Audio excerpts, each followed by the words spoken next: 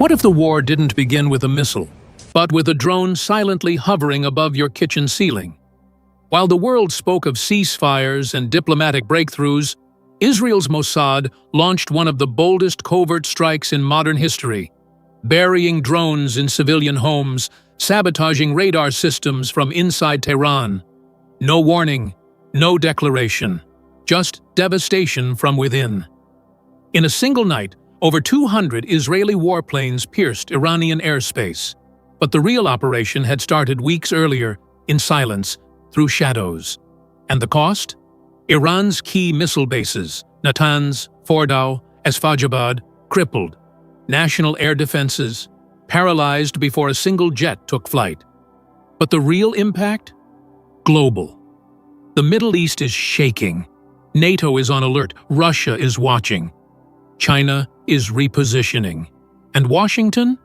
Already mobilizing. Now, the line between peace and war has disappeared. This wasn't just an attack on Iran, it was a message to the world.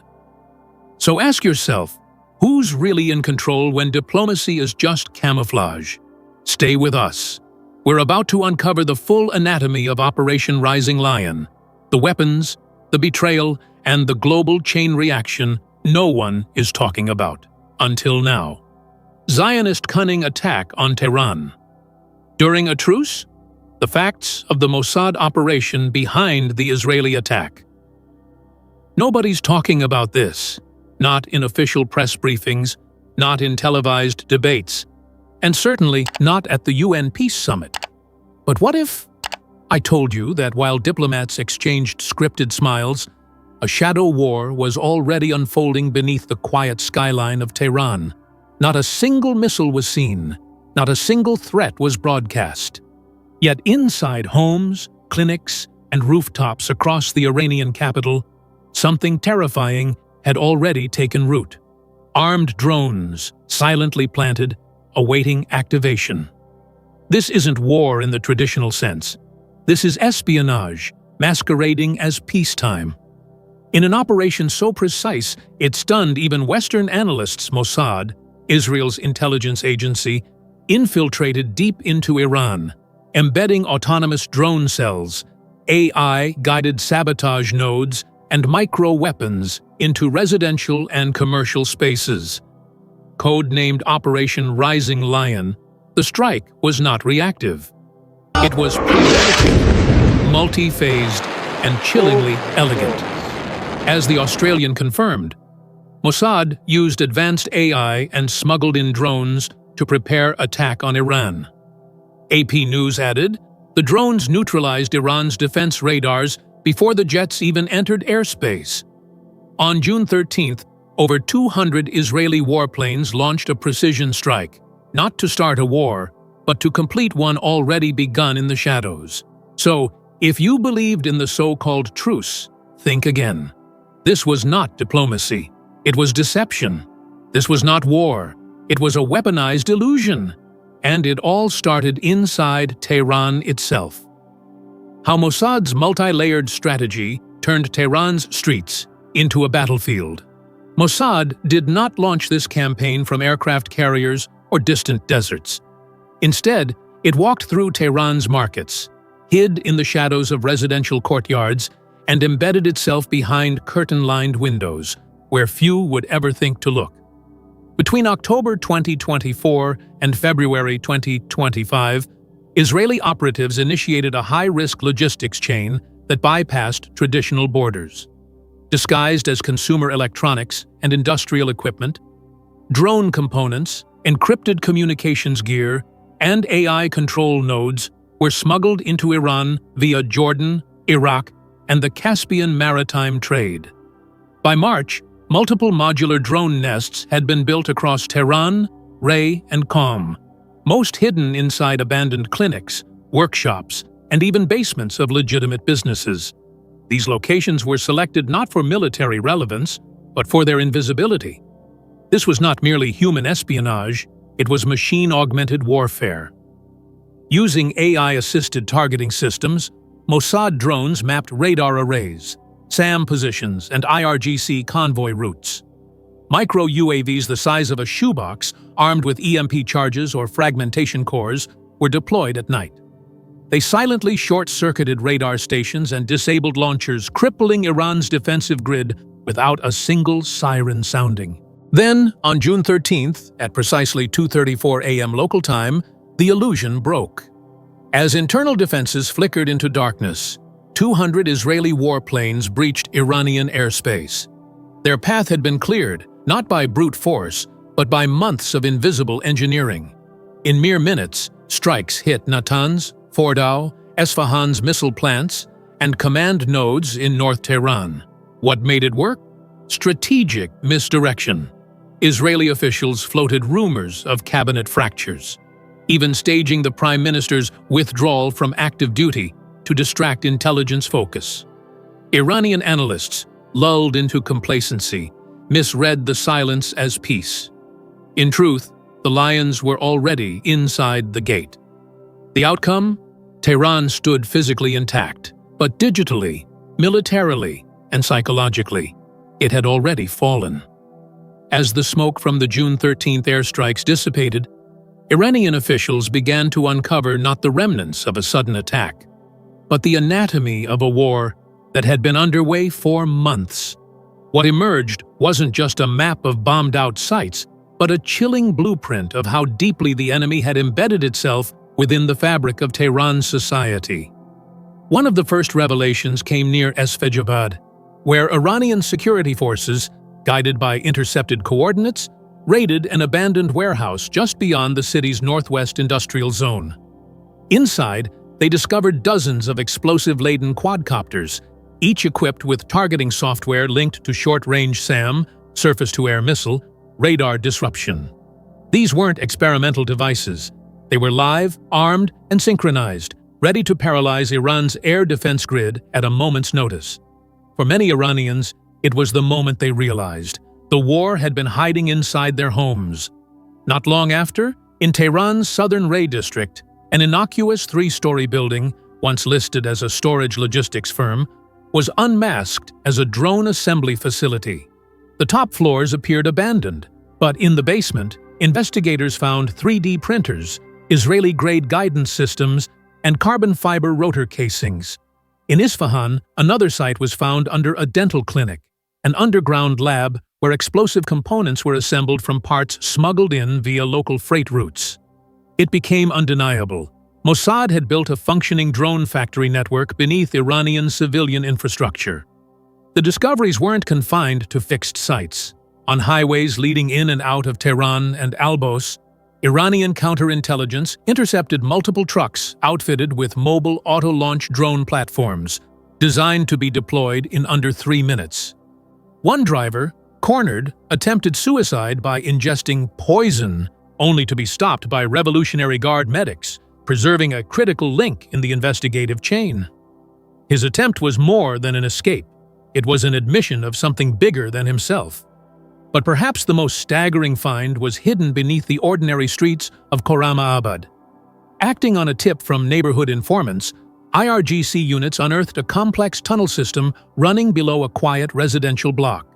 Inside, they uncovered an arsenal of electronic warfare gear, short-range UAVs, and battery charging stations. It was more than a cache.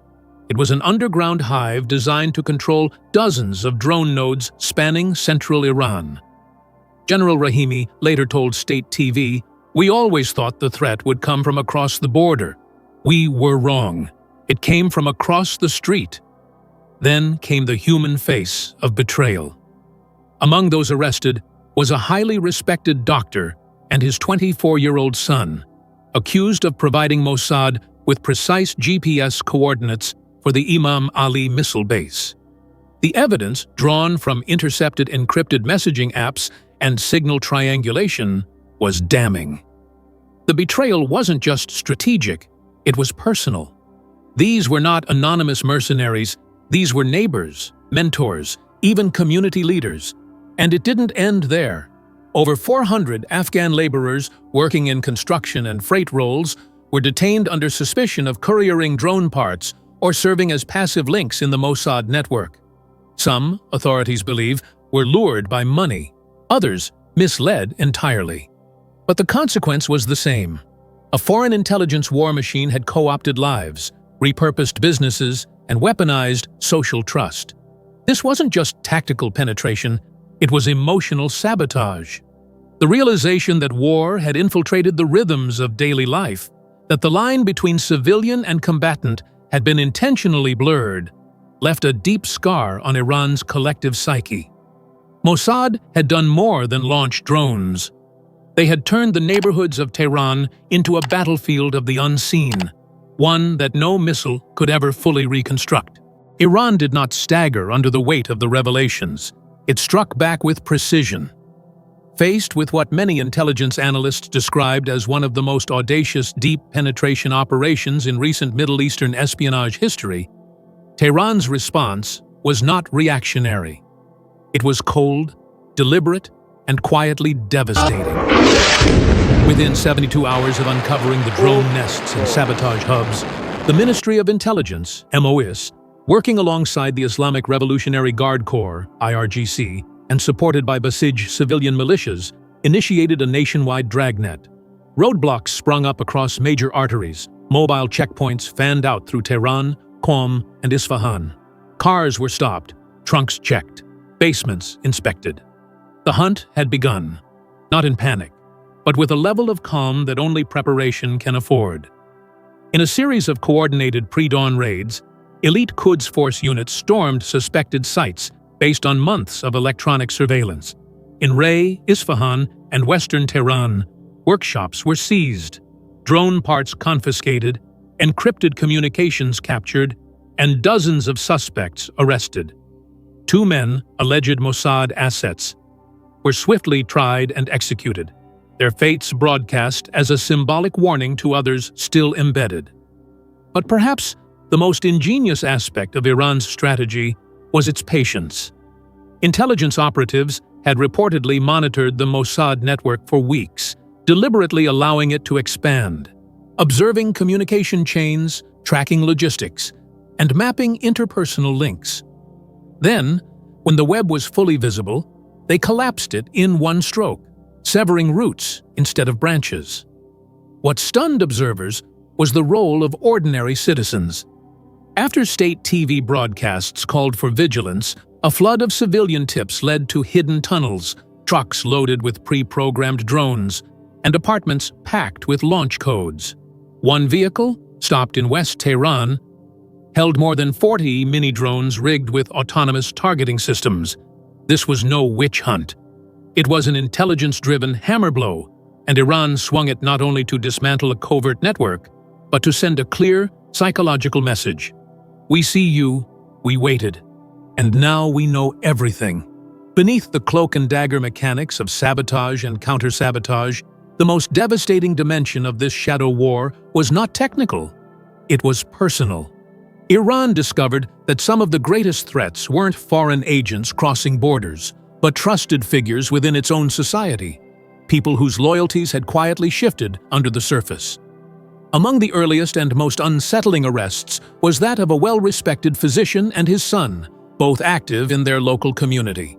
According to intelligence reports, the father, under the guise of regular clinic visits to a nearby military zone, had allegedly been passing geolocation data of missile bases directly to Mossad's command chain through encrypted apps.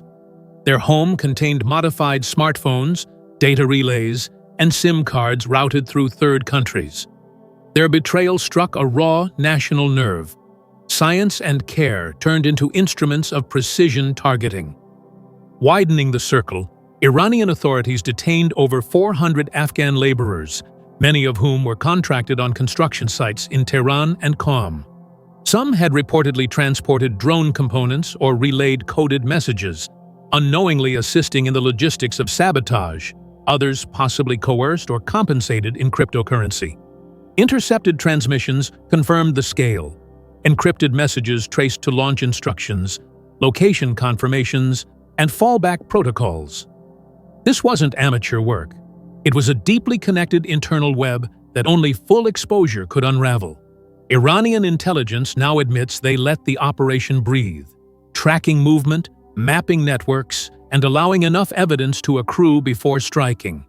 The result wasn't just arrests. It was a decapitation of a network rooted not in geography, but in trust. And that is what stung the most. This was betrayal not from afar, but from inside living rooms, schools, and clinics. It proved a chilling truth. In modern warfare, ideology and intimacy are weapons too. What followed the revelation of Mossad's infiltration was not just a national security operation, it was a psychological metamorphosis. Iran didn't merely defend itself with weapons or arrests. It mobilized narratives, emotions, and symbols to transform fear into fuel. State media became the front line. In a coordinated campaign across IRIB, press TV, and provincial channels, Iran aired raw, high-impact footage of captured agents, confiscated drones, intercepted trucks, and tunnel blueprints. The message was clear. We saw through the ruse before it struck our heart. Anchors emphasized the complexity of the Mossad plot, only to pivot dramatically to how the Islamic Republic had dismantled it from within. Clips of hooded suspects being led into courtrooms, side by side with footage of school children waving. On the streets, the atmosphere shifted. Basij patrols were no longer an imposition. They became a welcome presence. Citizen reporting surged. Neighbors shared tips, marked unknown vehicles, and monitored vacant buildings. It was as if the entire population had become a living, breathing intelligence grid. But the most striking change was emotional. Mossad's objective had been to seed distrust, to fracture the Iranian social fabric with paranoia. But it backfired. Instead of suspicion, it sparked solidarity. Instead of confusion, it bred clarity. Community meetings replaced whispers. Families checked on each other. Vigilance was no longer a burden. It became a badge of shared resistance. "They wanted to make us turn on each other," said one Tehran resident. "But now, we are more united than we've ever been." What began as silent terror had evolved into national resolve. In turning the camera on the enemy's failure, Iran reasserted not just control, but psychological dominance. As Tehran sweeps away the dust of detonated drone shells and collapsed networks, one question now lingers in every corridor of power: who truly is watching whom? Mossad believed Iran had grown complacent, blind to the creeping infiltration through tunnels, clinics, and encrypted phone lines. But Iran's ruthless counterstrike, exposing drone cells, capturing field operatives, and seizing high-value assets, revealed a much darker truth. The shadows run both ways, and even the most calculated operation can find itself under surveillance. The question now is not whether this was a provocation, it's whether it was a prelude.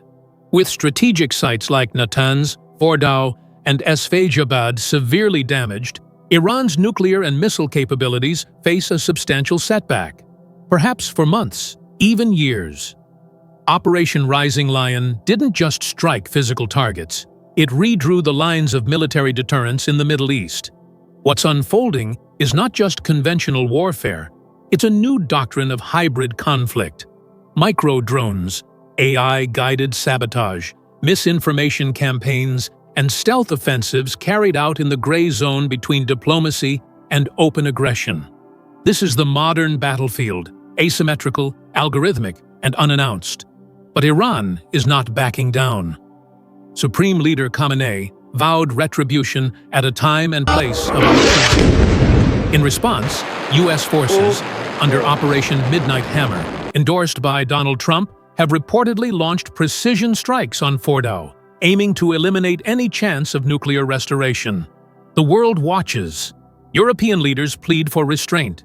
China and Russia demand de-escalation. Yet, Iran contemplates exiting the Non-Proliferation Treaty, a move that could spiral the region toward catastrophe. As Netanyahu navigates both a political crisis and a military gamble, the threat of a broader regional war has never felt more tangible. So we must ask, can peace survive when sabotage begins at the dinner table? When drones are hidden behind false walls, and war slips through quiet streets under false truce. If this analysis has raised more questions than it answered, good. That's what truth often does. Comment your thoughts below. Subscribe to uncover the next layer of hidden war.